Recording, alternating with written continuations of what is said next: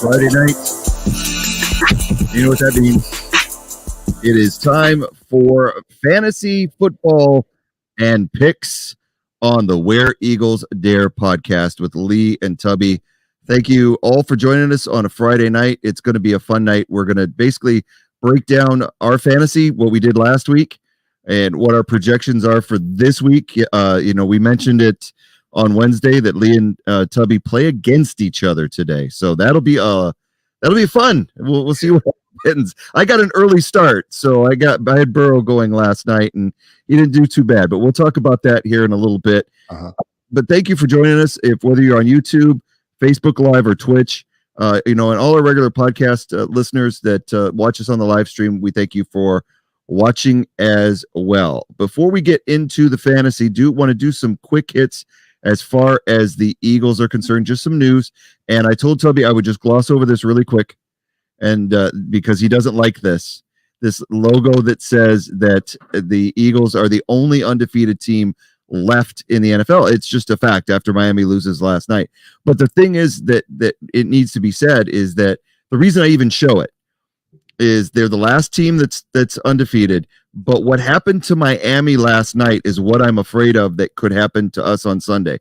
It takes somebody, a 300-pound lineman, wrapping Jalen Hurts around the waist and slamming his head into a turf for us to go from 3-0 to 3-1. So we have to protect that man at all costs.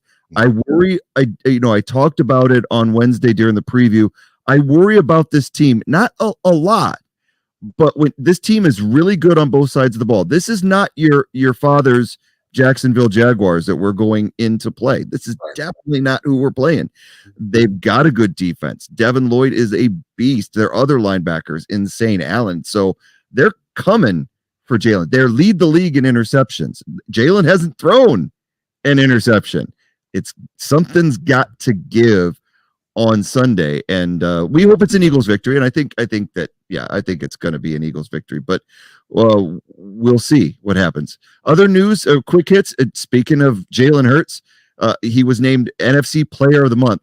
So we're getting a lot of accolades right now. We've got 3 different awards: Special Teams Player of the Week, and then 2 Defensive Players of the Week, and now Jalen Hurts named NFC Player of the Month for the month of September, which is amazing.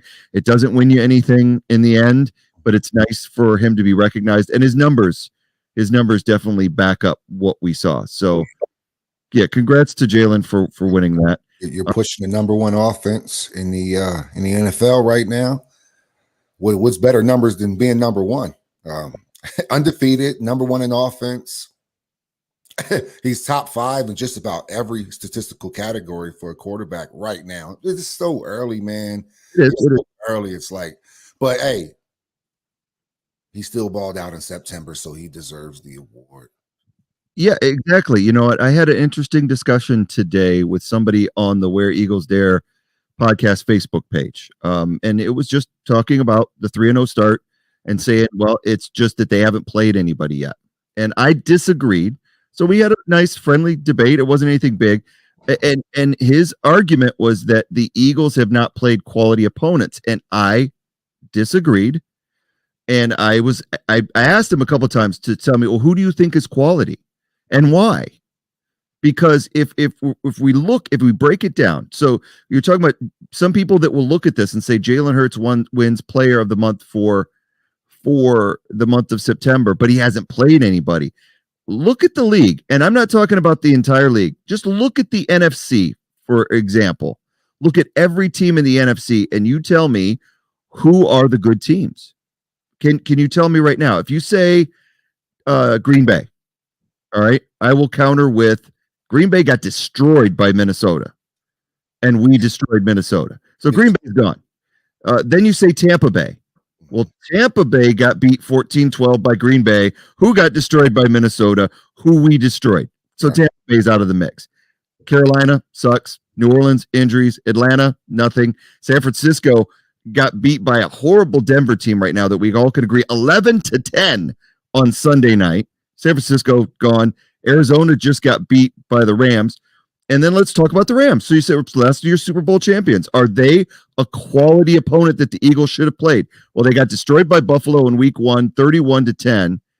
and they barely survived against the Atlanta team that gave them everything they could give them, 31-27, and then they beat Arizona last week 20-12. And if you watch the game, it was closer than 20-12. Yeah. Yeah. Arizona was in that game until the very end. So LA, I could maybe give you and say that they're a quality opponent, but in the NFC, outside of LA, and I will even give you Dallas because of their number one ranked defense. Who the Eagles got to play to impress you? They've beaten Minnesota and they've beaten Detroit, who is, by considered a lot of people, to be a very, very good team this year. Or not good, but better than last year. A much improved Lions team. Mm-hmm. They've got some injuries they're dealing with right now. But it is sad, though, that, like, say, there are Eagles fans out there that can't enjoy the 3-0 start because they're waiting for the shoe to drop. And that's all it is. Mm-hmm. When they play good teams, they're going to fall on their face. Jalen Hurts doesn't deserve to be NFC Player of the Month because they haven't played anybody. They've played their schedule, they've dominated their schedule, and they're 3-0. So, not going to get too deep into it, but that's just, I had that discussion today. It was very friendly, but I wholeheartedly disagreed with the fact that the Eagles haven't played it. They played a soft schedule. It's not been. We've not played Buffalo and Baltimore, right off the bat, but we've played a schedule that's comparable to every other team in the NFL. You tell me a team that's played a tougher schedule, and I'll sit here and wait. The only team that I think played possibly a tougher schedule is probably Miami right now. I think they've started out with a pretty brutal schedule. I don't remember who they played week 1. I know they beat them, but then when you go to Baltimore and then you have to play Buffalo and then you play the Bengals last night, that's a hell of a start to a season with all, you're talking about. I mean, we don't have to go through how good those teams are. Those, we know who they are. Lamar's having an MVP quality season already off the jump. He's already had a better start than when he won the MVP, for comparison. So probably Miami. Yeah, New England week 1. And I mean, that's a hell of a. They've probably had the toughest schedule that I've seen so far, but that's it. Yeah. No, I was just, every time I look up, I'm like, man, Miami's playing a tough opponent every single week. But no, man, we can only play who's in front of us. Like, the Birds can only play who's in front of them, like we talked about last week. Oh, not even last week, just on Wednesday. Was that, everybody had the Vikings hyped up. They had, every time you look up, Justin Jefferson's doing the gritty on some type of commercial, or all good. They have Dalvin Cook, Adam Thielen. What could go wrong?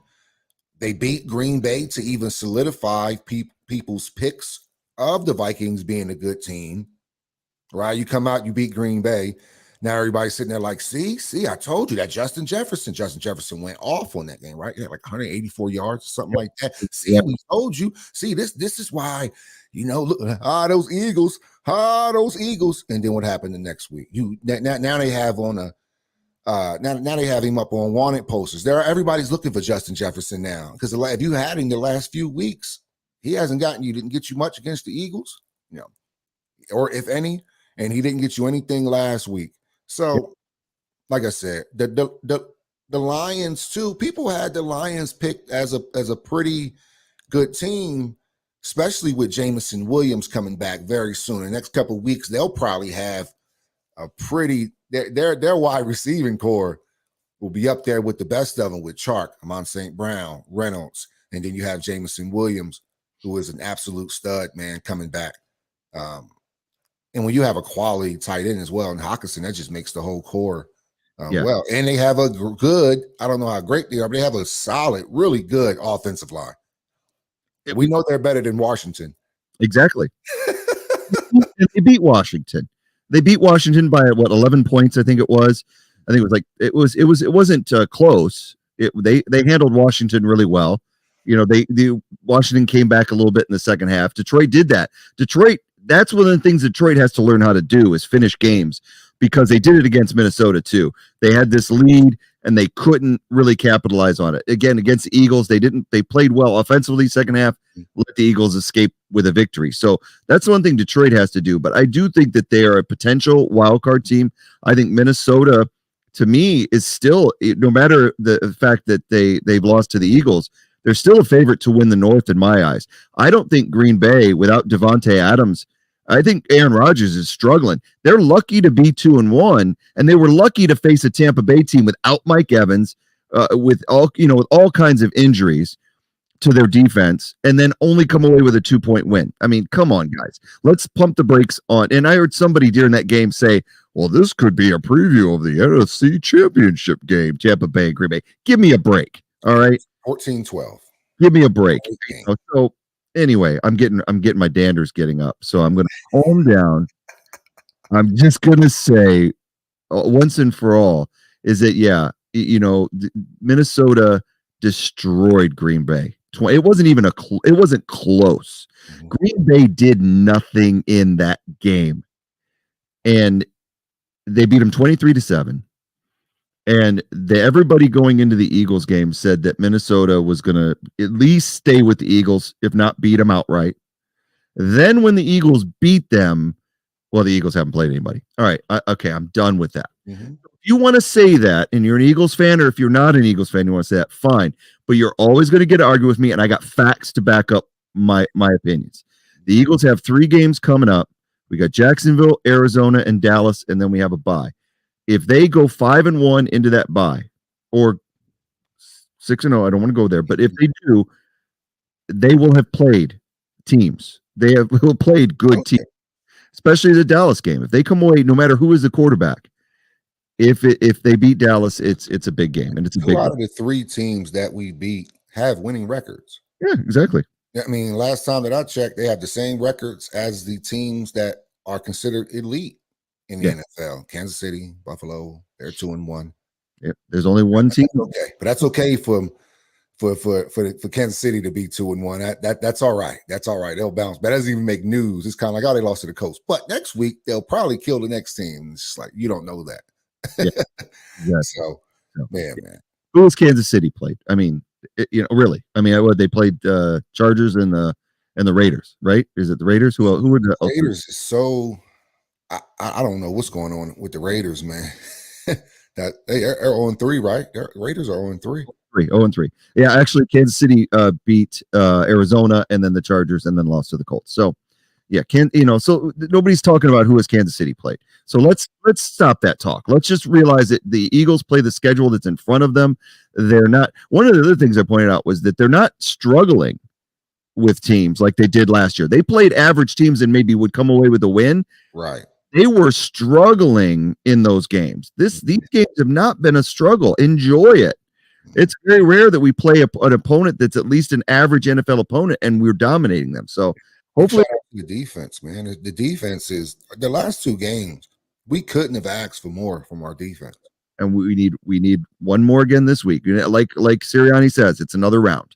Right. So let's bring up round 4 and see where it goes. One other quick thing I wanted to mention was we've had all the Batman talk, and I just thought this was really funny. So we had Skinny Batman, we have Swole Batman, which is AJ Brown, Skinny Batman being Devontae Smith, and then we have Fast Batman, which is Quez Watkins. That's where Darius Slay has come up with this. And so Jason Kelsey got in the act this week and said, listen, the next time we score on a screen, I'm getting that cape. I am being Fat Batman. I promise you that. That is going to happen. Fat Batman is going to be on that side. I love Kelsey, man. I absolutely adore this man. He cracks me up. And Darius Slay came out and was like calling him sexy Batman. Batman, man. He's sexy Batman. Darius, they're having fun with it, man. I'm glad they're having fun with it, keeping it light. It is great to see the chemistry with the team and them having a good time. So hopefully that keeps going. But I'd love to see fat or sexy Batman on the sidelines for the Eagles. I don't know if you've caught his brother and him have a podcast that they do on Wednesdays called In the Heights. Hilarious stuff and really good insight into football. But they have some really good moments on that show where they just talk about being brothers, and they were talking about playing like Madden when they were kids. Oh yeah. And Jason slamming the controller down and chasing his brother into the bathroom after he loses. So it's good stuff. I like their podcast. Yeah, it's pretty funny. All right, but what we're here for tonight is to talk about fantasy football. So if you're out there and you're watching the show and you need advice or anything like that, we've been doing fairly good on the advice front. Not so much for me as far as the victories, because last week again, for the third week in a row, I came away with a loss, and it's just not coming together for me. If you look at my team, I lost 125 was all I could muster, but the guy I played with had 162. And he had Lamar Jackson and he had Brown for Hollywood Brown from Arizona, had big numbers. He had Nick Chubb, and he got 14 from Ezekiel Elliott. I mean, I had Burrow finally get me a good game at 39 points. Mm-hmm. And if you look at Jones, basically non-existent compared to what he'd done in other weeks. Dylan had a better performance. Dalvin Cook ends up, getting hurt and coming out. Apparently has this dislocated shoulder thing that pops back in, kind of like Riggs in the Lethal Weapon series. So many times that it goes right back in, but he can't go back into the game. So he's going to play this week. But Madison got the touchdown that would have maybe helped me out there. Drake London contributed. What sucks is I had Devontae Smith on the bench and got 30 points. And it was interesting enough about that. And I traded him this week. Yeah, I saw that you traded him for Jacobs, right? Josh Jacobs. And it's not that I think I got value for that. That's not what I was after. I was trying to get rid of Devontae because, like we've talked about, if I start him, it's that whole stupid NFL fan. I think I'm going to jinx my team. Yeah. But you see it. I start him. He does absolutely nothing. And then I feel responsible when I line up. And I bench him, and he goes off for 30. I can't have him sitting on my bench because then he's just burning a hole in my team. Right. And you look at my team with Dalvin Cook getting hurt, and I've got Aaron Jones, and then I have Breece Hall as one of my backup running backs. I'm running back poor. So I looked over all the teams in the league, and I was like, saw Jacob sitting on this guy's bench. I'm like, who's a guy that isn't really in a committee? Because Drake isn't really pushing Jacobs for time. That could be a tier B player that he might go for if I offered him Smith off of the 30-point game. I do think he got the better of the deal.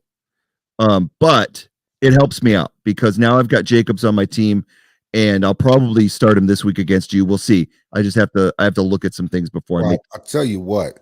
I'm glad you traded him this week, because if you traded him last week when I played Outcast, which is who you made the trade for, you can see up there on the screen with Jacobs in his lineup. If you swap that out with, I'll probably still win, but it makes it, I don't know. Let me see. Yep. I won by 16. Yep. I think Slim Reaper had about 30 points. Yeah, 30 points. So it would have been. They've been close. It would have been incredibly close. And mind you, I needed Dallas. Yep. And we'll get to mine. I don't know if you was finished with yours. Done. Yeah, I lost again. I do want to just triggered it. I was just like, dang, like I'm just glad because if you'd have had him, because he would have definitely started him over Traylon Burks, right? So he probably plays Burks. So that means he probably, plays a different running back who maybe gets him more than 3 points, and I may lose that game because looking at probably essentially 35 points there. So just making the joke about that, like, man, I appreciate you doing it this week. But now, if Jacob kills me this week, I'm going back-to-back Jacobs. Like, who would have thought that? Who goes against the same running back-to-back weeks? Like, what are the odds of that? I do want to point, I had more points than you last week by 1, but I still can't get a freaking win. And, that's what really sucks is when you score more points than other people in the league and just the match does you in. And that's where I've been at. It's 162 points. I think I played, if you look at my points against, I played some of the highest scorers so far in the league this year, but it is 0-3 and I sucks. But yeah, you won in a nail biter. You got some players that scored some big points for you. Saquon went off for 22 against, which is pretty good against the Dallas defense. I tell you what, I was surprised by that number. But Montgomery went down. He got hurt. Yeah, man. Montgomery's a big bummer. So sitting him on the bench this week. But yeah, man, Dallas defense. So if you look, I had Dallas defense and Saquon Barkley. So I'm sitting here looking at the Monday night game like, oh my goodness, I don't want to root for anybody. And then, Saquon they got those 5 sacks in like the first half on Jones. And I was like, hell yeah, man. I was getting those points. And then when Saquon kind of broke one, I was like, dang, that's crazy. I don't want to root for the Giants, but I was like, I need all of these points, man. I was down. So I needed everything to come back. Yeah, man. I'm just happy that it's one of those weeks for me that I played probably the only person I would have beat. But in my other league, first week I lost to the only person I could have lost to. So that's fantasy football, man. It is. It Same is. thing, make you laugh, make you cry. I get no luck in the game. It sucks, but I still love playing it. It is what it is. And this week, you like I say, you're coming up. You're 2-1, right? Because you did lose last week. I would have been so mad if I played you and lost by like what, half a point or so. I mean, that would have been brutal. We wouldn't have did this broadcast this week.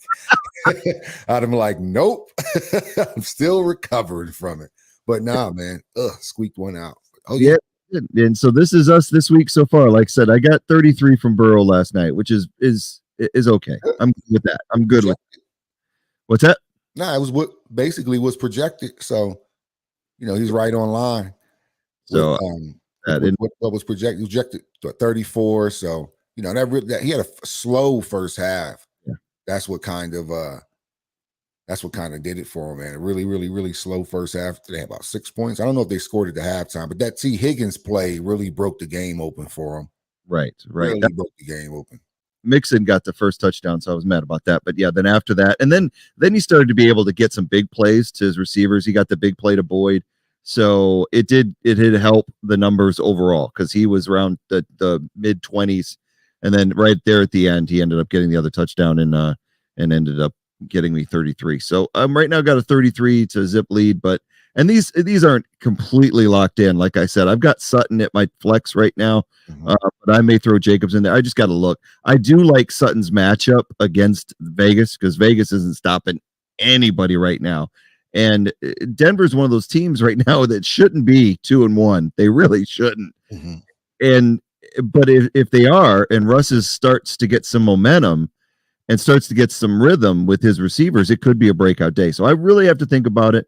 Right now, Kittle's basically getting me nothing. He's coming off the injury, but they're playing the Rams, so that'll be interesting. That'll be a good game. It's they're I don't know about the Rams defense, so we'll see. They're one of those up and down defenses, man. So we'll have to see how they play.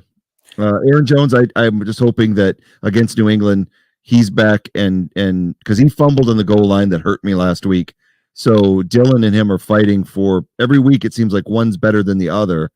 And I hate that. I hate this two running back that are equal carries. I know that like Pollard and Ezekiel Elliott owners have to hate that stuff, but it is what it is. So I'm hoping to get big stuff from Cook and Jones. And you see where my wide receivers, where Drake London is now solidifying my number 2. And there's it's obvious, in Atlanta he is dominating. So yeah, man, he's having a good season. What do you like about your lineup this week? Yeah, man. I mean, I start with old Patrick Mahomes. It's hard to bench him. He's going up against a tough defense for Tampa, who you see. So, but I don't know. Tampa is getting all their dogs back this week, so maybe they'll put up some points, and I'm hoping maybe for a shootout. But man, Patrick Mahomes, besides week 1, he's been kind of disappointing so far this year. But that's because the bar is so high for him. And he don't have those one play touchdowns with Tyreek Hill like they used to, where they could just hit you, boom. Tyreek can just go score. Devontae Adams, man, too. Man, they're not having the success I thought he was going to have with Carr. I mean, he's definitely the number 1 guy. And I'm sure though it's still early. I wouldn't bench him for anything. Now, Christian Kirk, man, going against these Eagles this weekend, man. He's going to have a tough matchup, but he's been Trevor Lawrence's number 1 guy so far. Kirk has had just an incredible season so far. They got Zay Jones out there too, who's still available in our league. Look at my team. Look at and they got Marvin Jones. I don't know if he's rostered, but yeah. But going against the Eagles defense right now is not a sure thing, which is good, like it was last year. Right. Because I had Thielen. I started Thielen against the Eagles, and no, I think I benched him. But I did have Thomas last week. They shut him down. Yeah. But nah, man. So you have then Saquon, man. Saquon is looking like Saquon.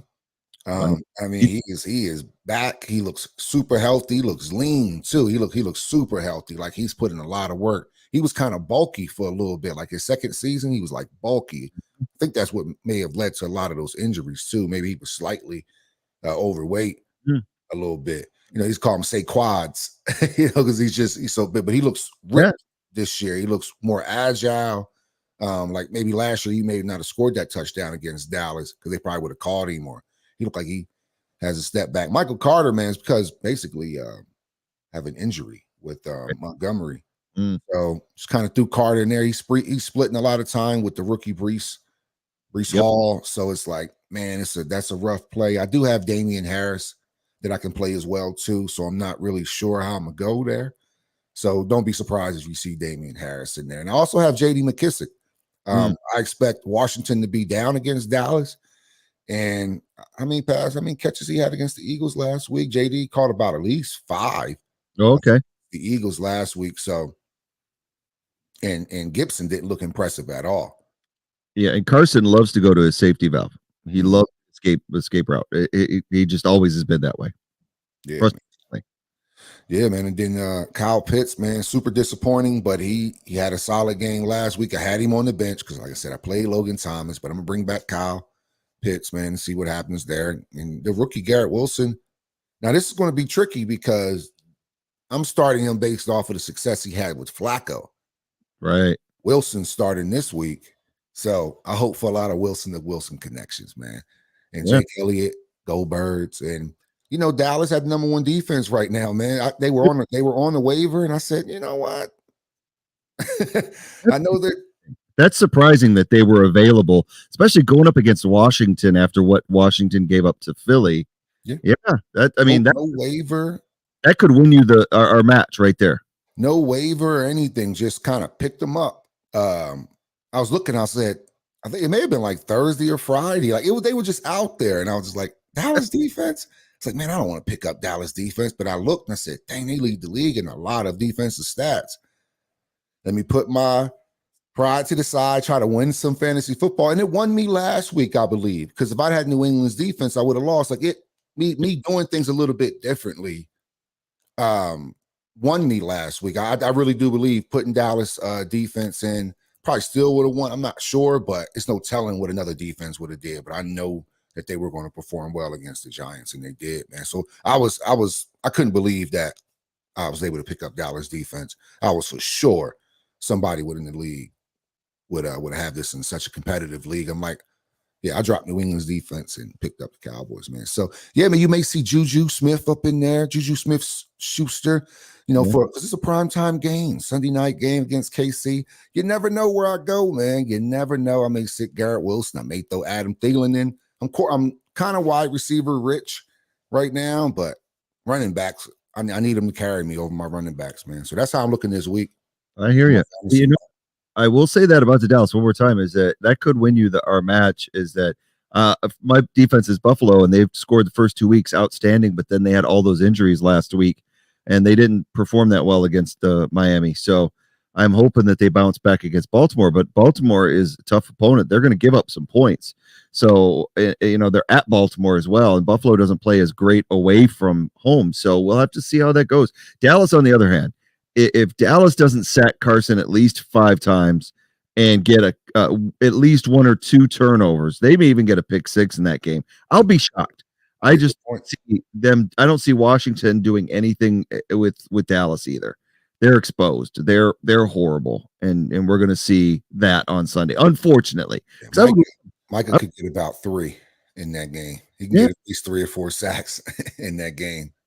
I look at Washington right now as everybody tried to say, they're bigger Carson Wentz. That's over for them as far as what they've got this year. Need to go back to the drawing board. They're just awful team. But speaking of picks and everything like that, it's time to get into our pick segment and move on from the fantasy. So we didn't have many commenters this week, which is fine.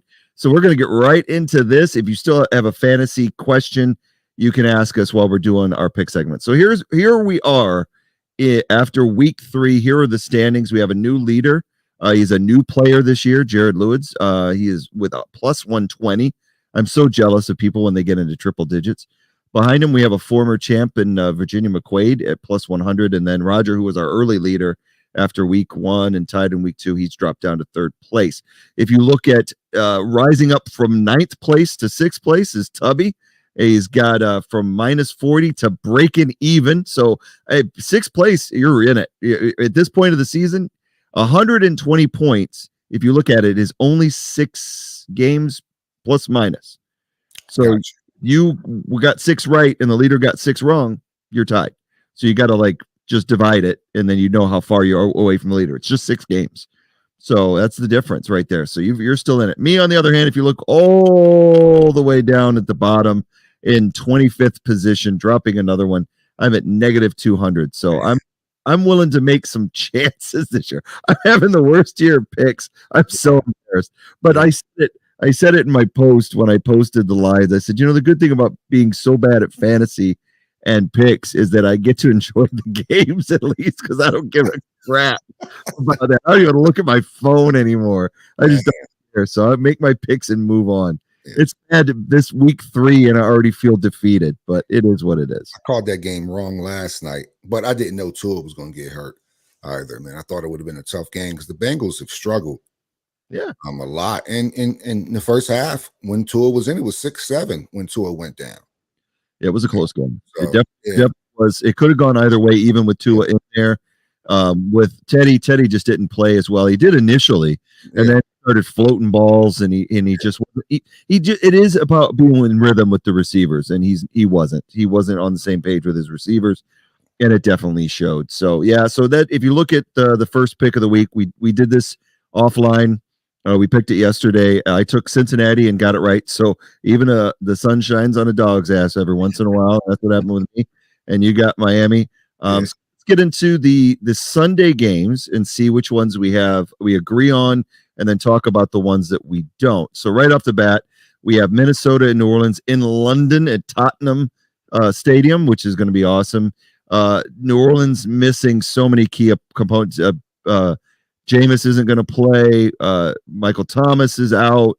Kamara's banged up. So, I mean, this is kind of a no-brainer, the 2.5 for Minnesota. I mean, Dalvin Cook's a little bit banged up, but he's going to play. So, we agree on that one. The next one is our game, the Philadelphia Eagles game at home against the Jaguars. You've got Philadelphia. You're always the belief. You said it.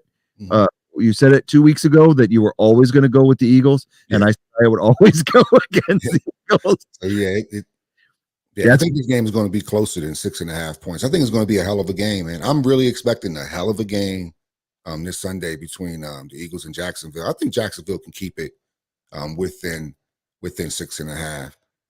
So I think you're a favorite here on this bet, but you never know, man. You never know. These birds are putting it on some people, and Jacksonville, they haven't really put it on folks. They just won games. They just kind of just won games. Well, they beat the Colts 24-0, and then they beat. They did, didn't they? There's 38-10. So I mean, it doesn't seem like they're doing that because they're so unassuming, but it's their defense that's really setting things up for their offense. They've got a great defense.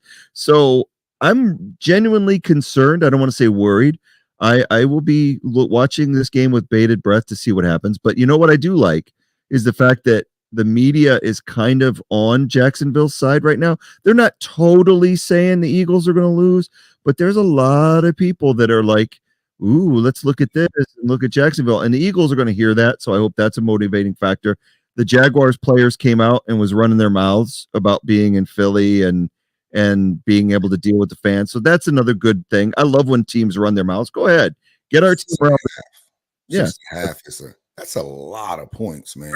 A lot. Every week, the you know what I saw that was weird, and that was a little telling. Right before the Vikings game, the spread went up. Like all this money started going on the Eagles right before the Vikings game. I think it went up at least 0.5 point, which is a lot. If you're better, 0.5 point, folks. That means people are pushing money on the other side that is just tilting it the other way to make it enticing for the other side.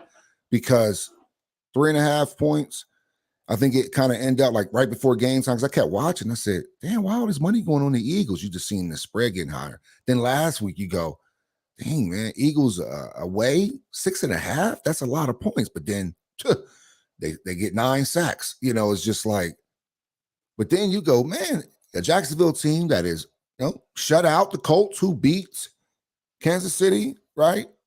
What? Yeah, We would be a 6.5 point favorite if Kansas City came into town. I don't yeah, think so. I know it's weird. So this spread is massive, or maybe it goes to the 3 point. Maybe they think this is a 3.5 point game. Like we always mention, the home team gets 2.5 to 3 points depending on the home team. So maybe this is a 3.5 point spread with the 3 points going to the Eagles fans. Just playing in Philly in that environment, and I think this is probably more of a 3.5 point spread. So if you can push the line on your bets, man, 4.5, or 4 to 3.5 will be a better look for this one for sure.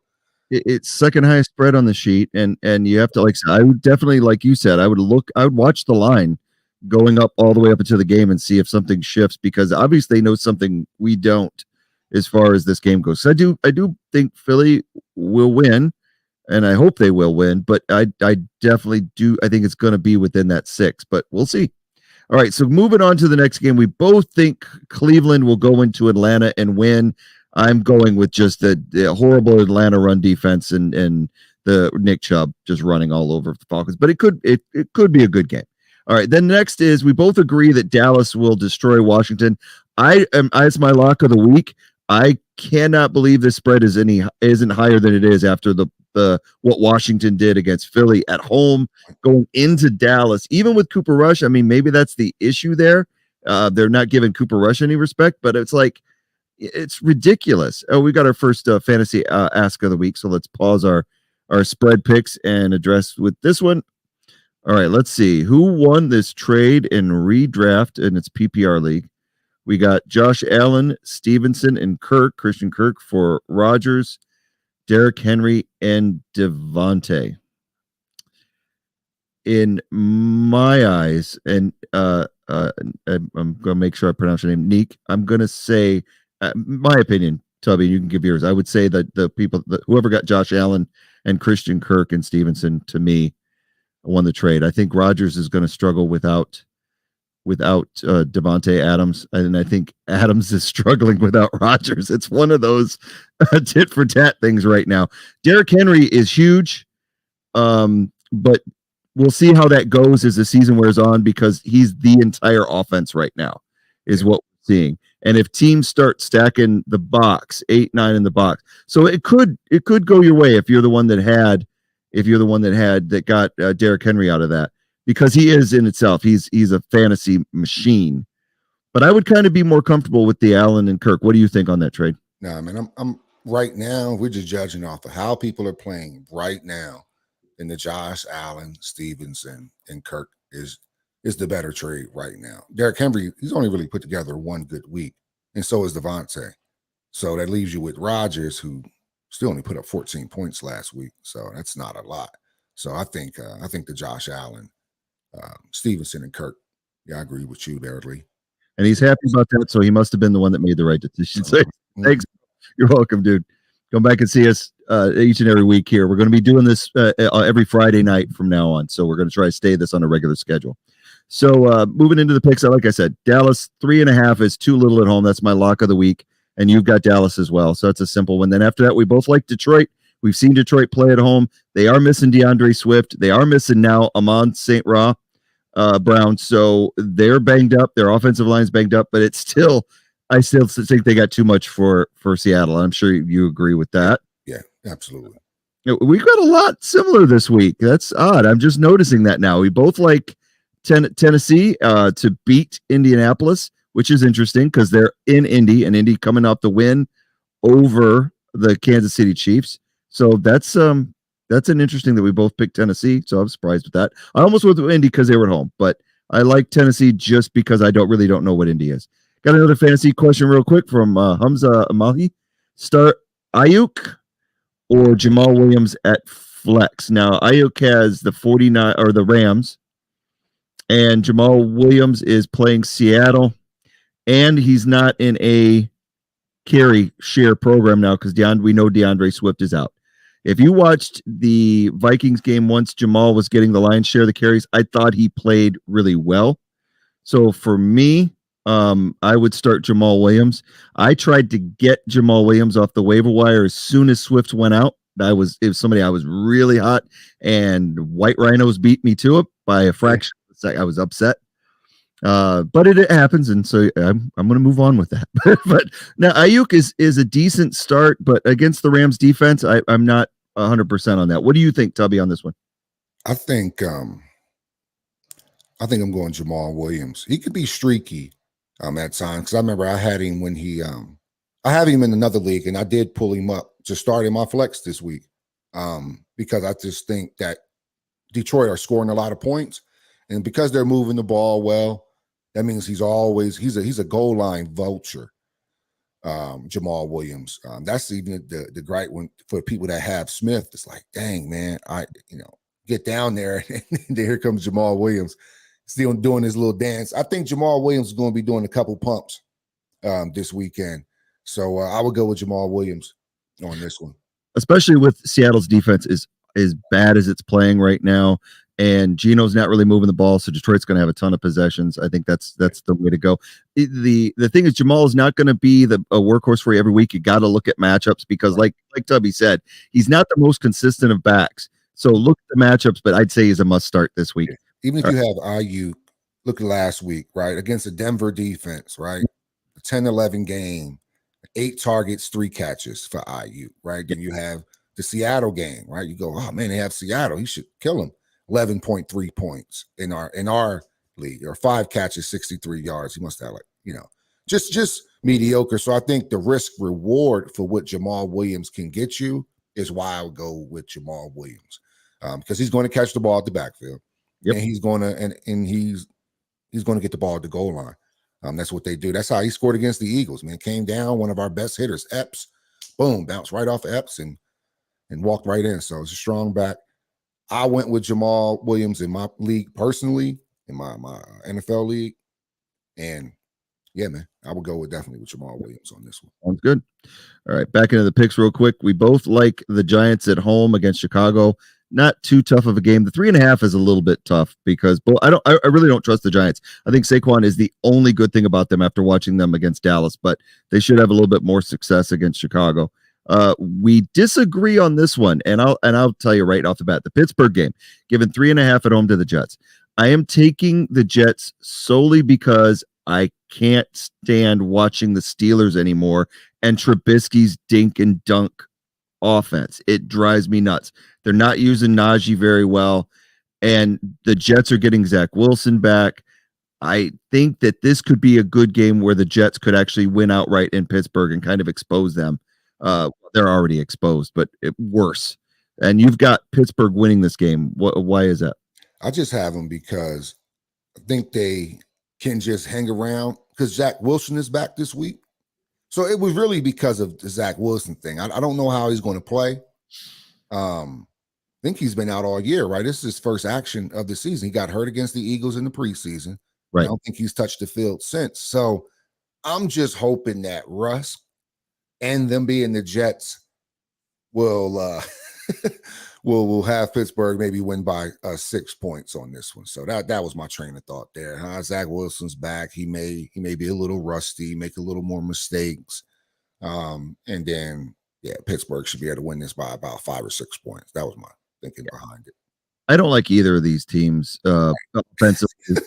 I mean, the Jets didn't even try against Cincy, so but with Zach Wilson, I think they might be better. So yeah, we'll just see what happens. It was a tough pick.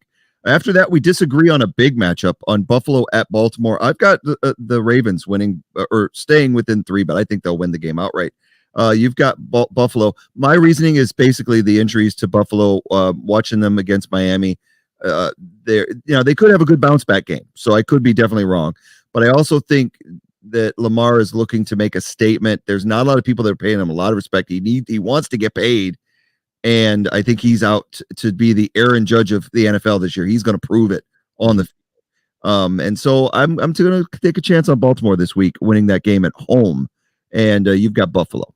Yeah, man. I think I mean, it would make sense to pick up Baltimore because if you look at, Baltimore blew that game against Miami. Shout out to Tua, put up 6 touchdowns, but Baltimore was up 28-3 the half on Miami. I mean, really, we're dominating Miami. And then Buffalo goes and lose to Miami.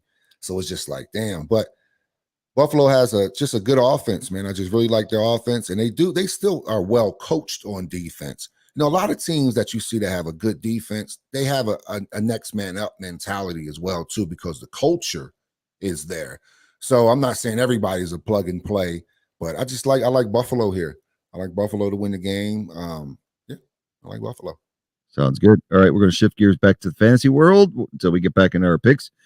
We've got Gitz he's in a 12-team, 0.75 PPR, 2 running back, 3 wide receiver, 1 flex league. That's 3 wide receivers, good. And this is, I guess he's just showing us his team.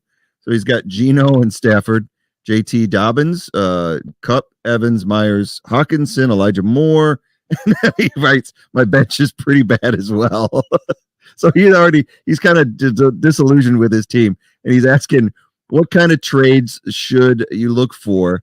It's pretty funny. Maybe a redraft might be in order here. But the thing is like, you got to look at who your quality is that you're going to be able to get. Like I said, I talked about this week, Devontae went off for 30 points. And because I'm an Eagles fan, I have a hard time playing him. I needed running back help. So I looked at who had at least a comparable player on running back. So I traded him straight up for Josh Jacobs. And I think the other guy got the better of the deal, but I needed that with Dalvin Cook going out. I needed that backup running back, and I'll probably start Jacobs this week. So, but if you look at yours, you have to look at where your value is. Your most valuable guy is Kupp, and do you want to part with him so that you can maybe build your roster? I don't think so. Evans is going to be coming back. He made a stupid mistake, so it's not like an injury. So I don't know. It's tough. You've got a decent core. You definitely need Stafford to either start stepping up or you need a new QB. I would be looking at the waiver wire really hard to see if you can get somebody that's a little bit mobile. He says he's got Taylor as well. So what do you think, Tubby? Looking at this, the only hole is Dobbins. Yeah. In your QB position. So, first thing, you don't need to carry Geno and Stafford. Geno's a guy that's probably always going to be out there on the waiver wire. So it's not necessary to carry him on an active roster. So that can free up a spot for you to pick up somebody right now. And if you're looking for running backs, you may get guys out there. I'm sorry? He's got Taylor. And right. I'm just saying, like I said, maybe a backup because I'm looking at the bench. I guess he has Moore, but Moore is not the first guy out there. He probably, that's if Connor's having a bad game. So I'm thinking, you can pick up some guys, maybe JD McKissick, out there, maybe, just in case these guys go down. But I think your lineup's solid. You're never going to bench Kupp. If Evans is healthy, you're going to play Evans. Jacoby Myers, before he got hurt, was having a hell of a season. Your problem is that quarterback. So I would maybe, I would maybe look up. Are you in a 12? So you're in a 12-team league. Man, you guys are carrying. Yeah, I would look at the quarterback position. Maybe see if Zach Wilson gets you a little spark coming back off an injury if he's out there.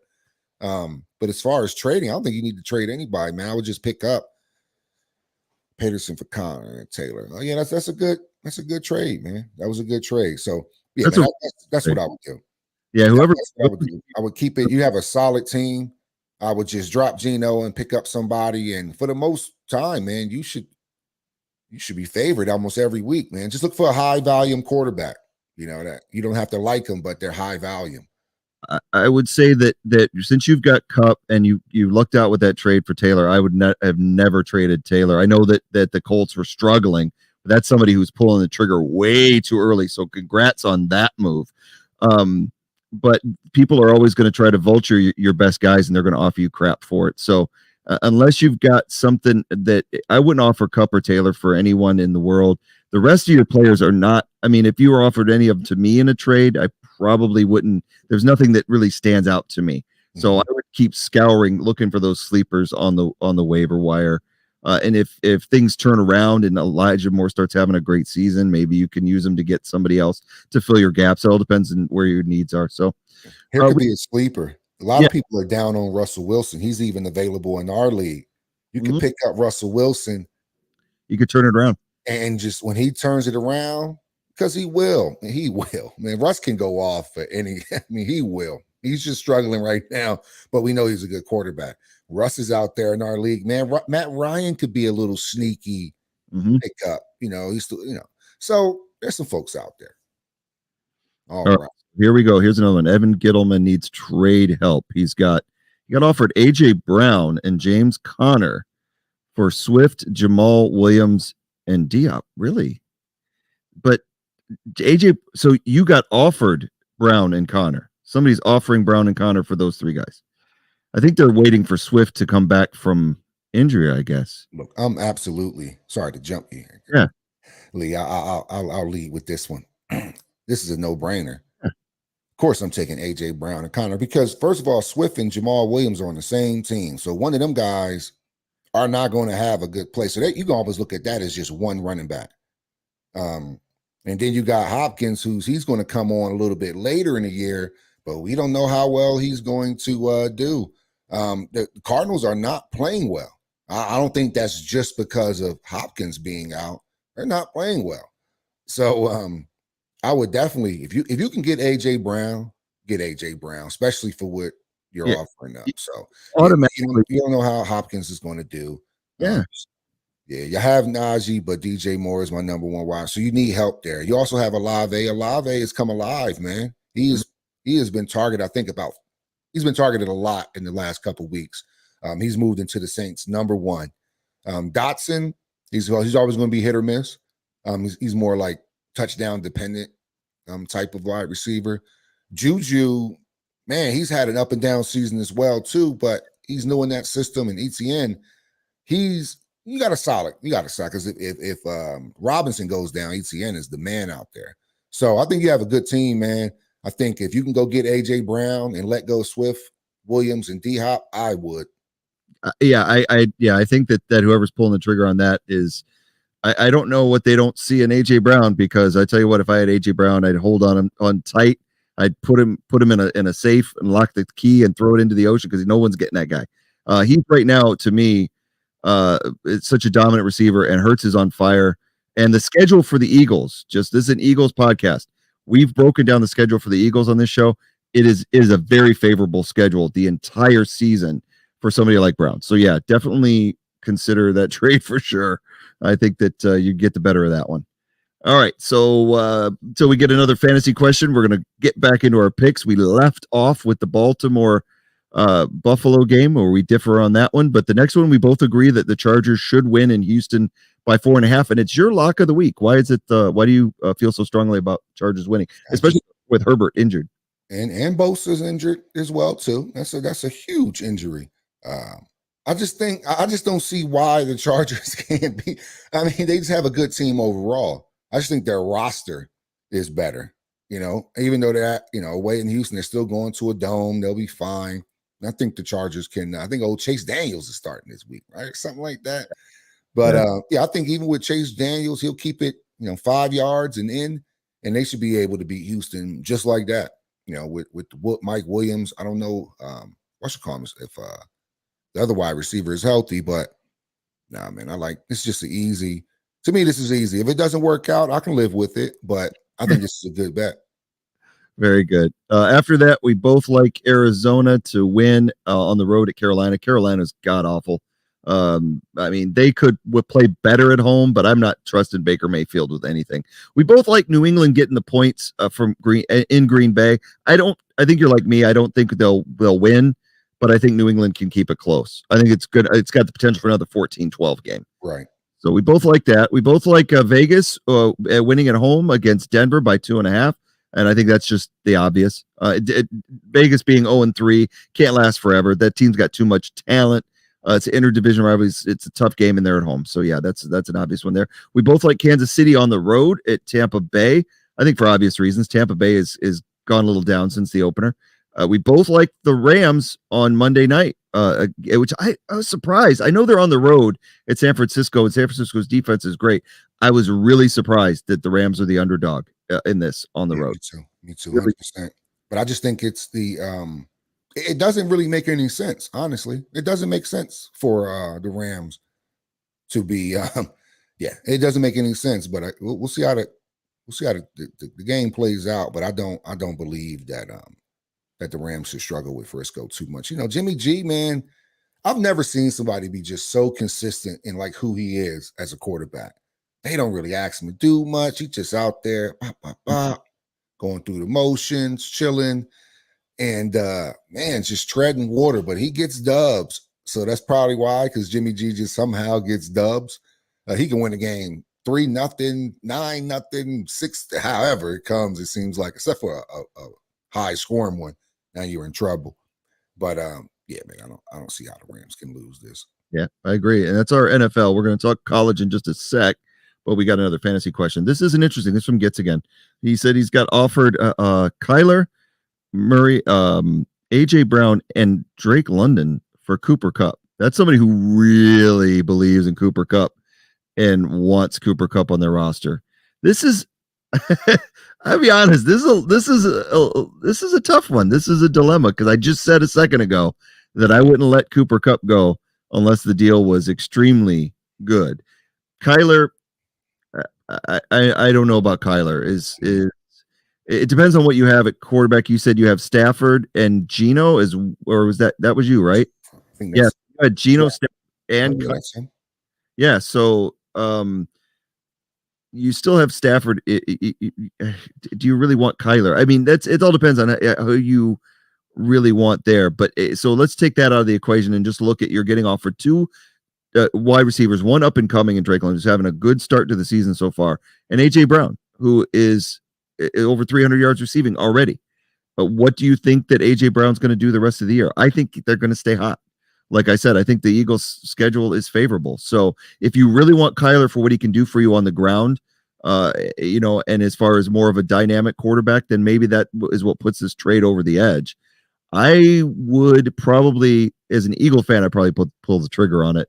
What do you think, Tubby? I mean, Kupp is hard to let go of, man. That guy is MVP.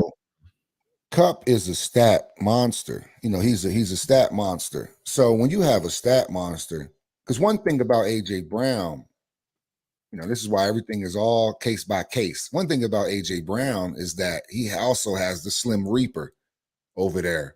And Watkins has been getting a lot of looks. So, and you still have Goddard that's going to demand catches and attention as well, too. I think I'm gonna put them up here. I'm gonna bring them up to compare their stats. I just want to look. Let me see. I think because Cooper Kupp takes up so many points, like he's almost 20 almost every week, it feels like, right? 10 catches, 100 yards, or 10 catches.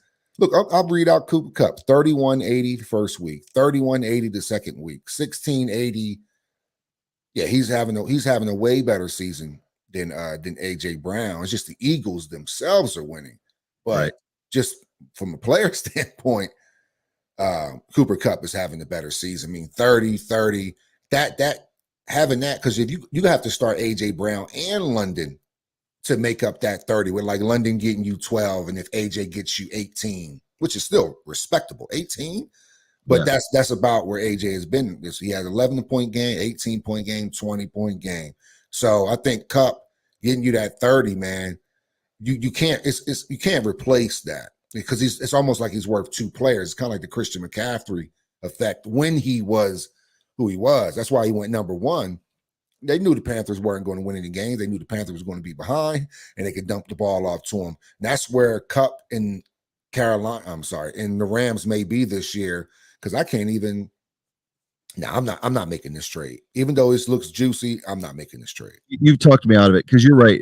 When you said that Brown has Devontae, because we saw last week in Washington, Devontae Smith took over that game, and AJ had his touchdown. He had his touchdown, but that was Devontae's game. And the next week, it could be the other way around. It could be Brown's game. and that's where Jalen Hurts is going to go to whoever he can get the ball to. Right. Cup will always be the man for the always be the man. So yeah, that one, yeah, you won me over on that one, Tubby. I'll agree with you on that one. Let's look at the next comment. We've got Sebastian who says he's been offered Hurts, Javante, and Hill. That's a big load for Lamar, James Robertson, and Chase. Man. That's like, I mean, does the guy just pretty much, I mean, it's almost an equal trade in my eyes. In y'all league, man. Jeez, y'all getting it popping with the trades in y'all league, boy. This is a lot of action, man. If you I need to be in this league, man. This is a what you think about this one, man? Let me take a look. I know it does look even. Like when I look at it, except for picking Robinson over Javante. That's the thing right there. Javante Williams has potential. I wanted him, but Melvin Gordon is vulturing a lot of the carries. They're split, and Denver to me is a train wreck from a coaching standpoint. So they don't move the ball well. They don't seem to know what to do. They don't have an identity on off right now. So I worry about the Javante piece.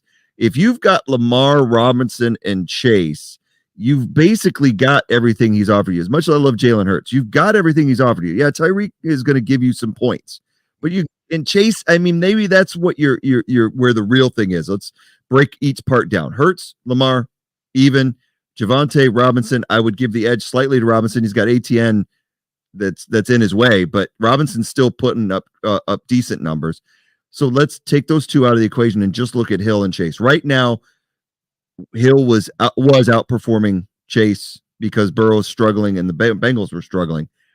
But now that Tua's gone down and we don't know what's going on there, this could be why maybe he's pulling this trigger, is that he's trying to get you where we don't know what's going to happen with Tua. That's such a bad head injury. I don't know what the long-term effects are going to be. And I don't think Bridgewater is going to air it out to Hill as much as Tua was. So I would proceed with caution on this one. Chase, I think the Bengals, if you look at their schedule, they will get better. It will get better. And I think Burrow to Chase is going to be a thing again. So you may want to tread lightly on that. Just letting you know, Sebastian. What do you think, Tubby? I'm not taking this. Yeah. I'm not taking it. No, it doesn't make any sense. Like you know, Javante is the biggest mystery here. I think that's really where the big gap is, Javante versus Robinson, because Denver is so unpredictable, like you mentioned. I don't know what the coach is doing out there. But Hill on the other side, it's like a double-edged sword. I mean, last night, even with Teddy Bridgewater, he had 25 points with Teddy, 160 yards with Teddy. Because Dolphins only had 6 points before Teddy got on the field, and he started really racking them up. So he had 160 with Teddy last night, 10 catches. I don't know how many came from Tua and how many came from Teddy, but 25.9 versus last week with Tua, he only had 4 targets for 2 catches and 33. So he's had some off weeks. But here's the thing. If you look at the Denver wide receivers last year when Teddy Bridgewater was there, they still were Sutton and Judy. They were still decent, they just weren't blowing the doors off. If you expect Miami to be down, then Hill is going to get another 10 catches. So, and he can take a 2-yard catch and take it 20, 25. So, but yeah, man, I'm not taking this because I think Chase is as long as he's healthy, he's always going to have a good year. Lamar is on an MVP race. I mean, he's already better than he did. Better start than his MVP season. And James Robinson is healthy. When he's healthy, even if ETN is back there, ETN is a small back. A lot of people may not watch. You watch a Jaguar game, you'll see how small ETN is. His brother is small. His brother, I think, plays for Florida. Brother is small too. They're small. So they're more catchers, but Robinson is an every down back. So yeah, I'm keeping whoever has Lamar, Robinson, and Chase. Chase is on the case. You are good to go. Yeah, I think it's a fairly even trade, but you've got the slight edge with who you've got in your camp right now. Hill is attractive, but like you said, Chase is gonna. I think Chase will come alive. And Lamar, I love Hurts and Lamar. The comparisons we could make them right now, but I think that Lamar is say he's a man on a mission. He wants that payday, and I think he's going to continue to play extremely well. But we'll see. All right, we've got another question here from Domo. Says, should I trade Josh Jacobs for Brees Hall and Juju full PPR? Is Dalvin and Najee as well? Very similar to me because I have Dalvin Cook. I don't have Najee Smith. And Dalvin's is banged up right now, but he'll play against New Orleans this weekend. So trading Josh Jacobs for you're gonna looking to get Brees Hall and Juju. All right. So here's my take on this, and then I'll let Tubby give his opinion. I just actually traded for Josh Jacobs. I don't think Jacobs is going to put up monster numbers. This is a very low end type stat situation. I have Brees Hall right now, and he's averaging about 10 points a week. He's splitting carries with Carter there in the Jets backfield. Juju has basically done really not that much in Kansas City. It could change very easily at any time, but it hasn't happened yet. So I know you haven't gotten a lot with Josh Jacobs, and that's probably why you're kind of intrigued with this, and you're trying to make a change. With Drake kind of be non-existent in the Raiders' backfield, Jacobs might be your best opportunity if they start to turn this thing around. It's a tough one because I know that you're trying to get something jump started and you're looking at getting Hall in your lineup, but I don't think they're much different between the two of them as far as production. I think Jacobs got a little bit better overall as far as a better situation for you. What do you think, Tubby? I from a roster building standpoint, I'm definitely taking the Brees Hall and Juju. Okay. Juju hasn't been having that great of a season, but he's had 8 targets last week and 8 targets on week 1. Besides that, the game against the Chargers, we only had 3 targets, but Patrick is coming to him look like on average about 6 times a game. No touchdowns yet, but 79, 89 yards. And Brees Hall, man, he's one step away. He's slowly gaining more control over the offense. Even if you look on any fantasy site, he is projected to get more points than Carter. So if I'm you, I'm taking this because Josh Jacobs is going to miss a few games. He does every year. He's going to miss a few games, but here or there. I'm just going through his history. He's going to miss a few games. He's a tough running back. He's going to miss a few games here or there. I just think Brees Hall is not your thing here, but together as a roster strengthening because you have Dalvin. My point is you have Dalvin and Najee, so you have your starting running back. So you don't even, but if you're trying to boost your roster for bye weeks, injuries, then Brees Hall and Juju are good plugs in case you have anything wrong with Dalvin and Najee. Having Jacobs, you're going to always bench one and you're always going to be on the fence, whether, Najee or Jacobs, Najee or Jacobs. But, if you have Brees Hall, you're going to start Dalvin and Najee. It kind of clears up, just preparing your roster as well, too. But, Juju can take off at any point this season. Juju is still a really good receiver. I picked him up this week myself because I was looking over his stats and I'm like, man, 8 targets a game. Eventually he's going to really pop off because, Andy Reid has always had good success with wide receivers and quarterbacks. That connection, man. No matter who their names are, most people couldn't name the Philadelphia Eagles wide receivers over the years. We made them names like Freddie Mitchell and stuff like that. I know. I agree. This is the best receiving roster we've had in a while. Receiving core. Yeah. All right, we got another question here real quick. This is from King No Limit. Trying to package a Drake London and Gibson for a running back. Any idea who he should go for? In my opinion, what I do when I'm looking for a trade, Drake London right now is an up and comer. I know that Mariota is not the flashiest quarterback, and you may not get like you would if you were in a better offense, but Drake is the man in Atlanta right now. Right. Pitts is just behind him, but Pitts is underperformed, and Drake is coming on. I think everybody agrees he's going to be the go-to guy in the ATL. It really, he's attractive, but you're looking at kind of a low end B, maybe C running back. You really got to check everybody's roster. It really depends on what you're willing to accept for him. If you need running back help, is the way I look at it. Like I said, we mentioned Jacobs, something like that is out there. You're not going to get a top tier right now because Drake London is on the Atlanta Falcons. So a lot of people, that's going to scare some people away because he's not in a high scoring offense. But what do you think, Tubby, on this one?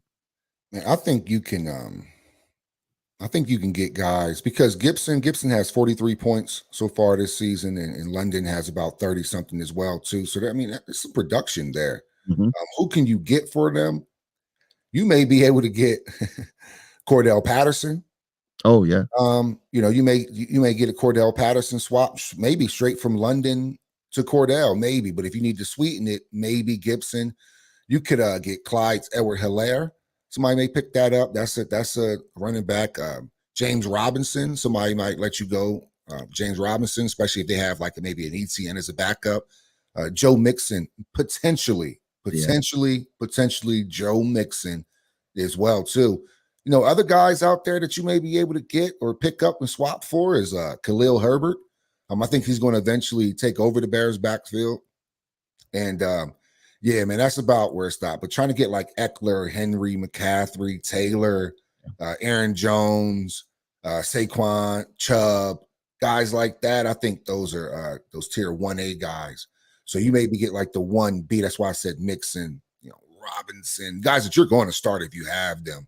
Yeah, and if you may be able to get Aaron Jones if you can sweeten the pot maybe a little bit more, but I think you have two really good because like I said, Gibson is ranked 6, 7, 8, like 12th. He's ranked 12th in points in the NFL right now for running back. So you have a top 12 running back, right now. And you're trying to get somebody that you probably, yeah, man. Yeah, like I said, maybe Khalil Herbert. I don't know, something like that. But Yeah. my running backs are Gibson and Swift and The Herbert pick because he's definitely an up and comer. Patterson's injured right now, so I'd be careful on that. But before his injury, he was true. he was probably running the ball better than he's ever has for the Atlanta. So I think the offense is good for him. But Tubby's right on Gibson. I mean, other than the Eagles shutting Washington down, he's had a decent year. I mean, you should know he's on your roster. But yeah, so right now, and with Swift being injured, I see that's an issue. So that's going to be hard for you dealing with that. So, but hopefully that that just gives you some idea of what you can look for out there. All right, we're going to finish up our college picks real quick before we get out of here.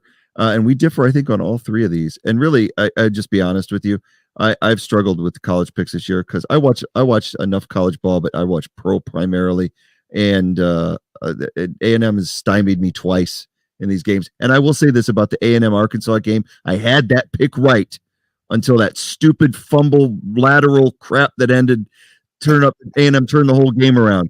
I was like sitting there I'm like, see, I told Tubby Arkansas was going to win this game, and then that changed everything. I could not believe it. I could not believe it. I had money on that game too. I had them part of my parlay, and I was like, dang, man, A&M is not going to. Oh my goodness, that was the most crazy thing in the world. I'll take it. I'm the definition of insanity, repeating the same thing over and over again, expecting a different result.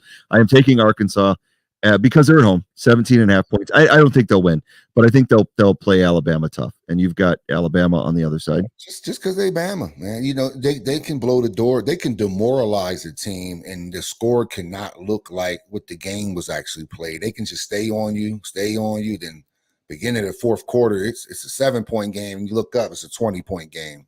Because that's what Bama does, man. Those big guys, they recruit those 5-star athletes.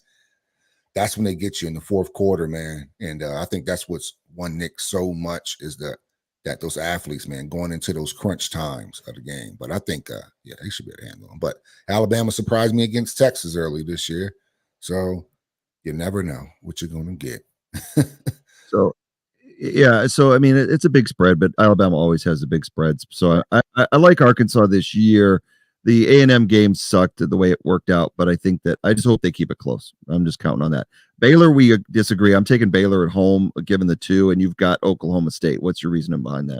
No, none really. I just think Baylor struggled against BYU when I didn't expect them to, and BYU struggled last night until they had that comeback. So I'm just like, man, I don't really trust Baylor right now. I'll just go with Oklahoma State.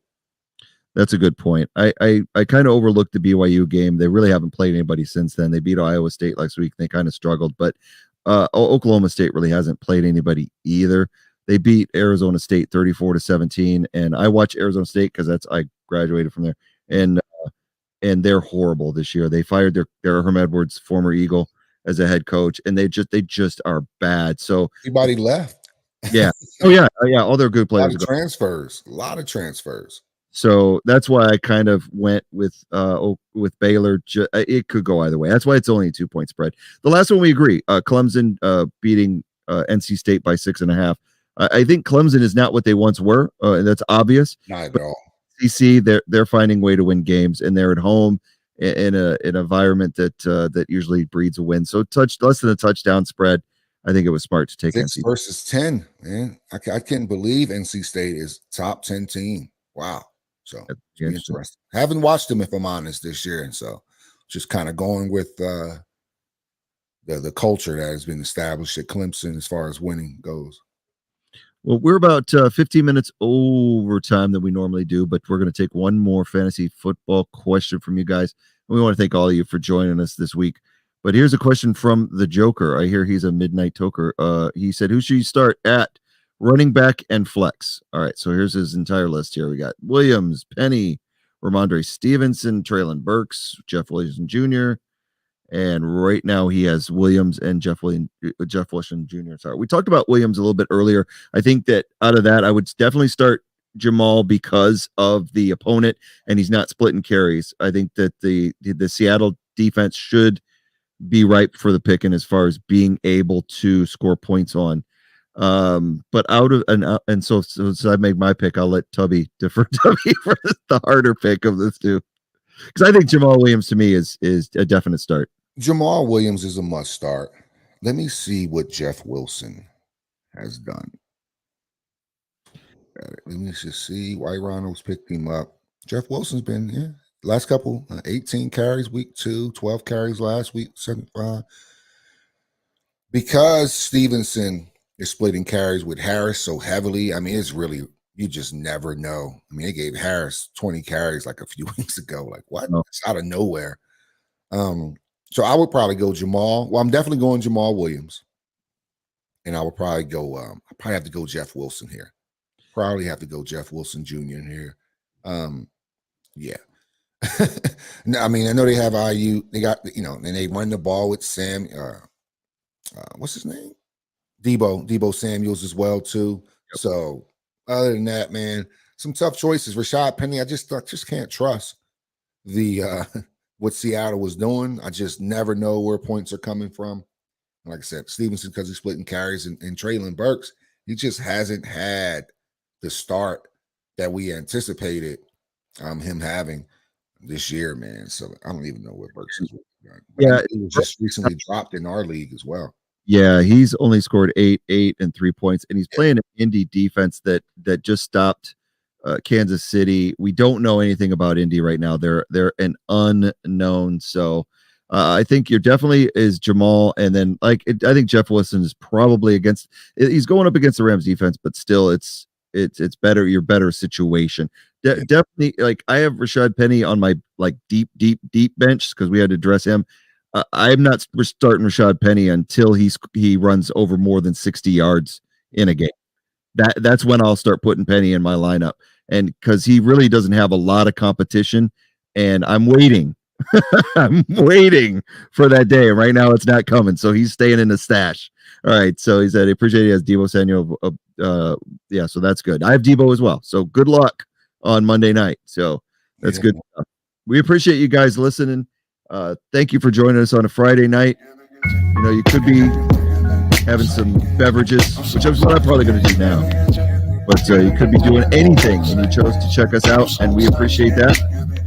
Just want to let you know, if you're into the Eagles, and even if not, if you just like football, you can always tune into our podcast. We're on our regular game recaps are on Monday nights after the Eagles game, the day after. So if they play on a Monday night, we do that on a Tuesday.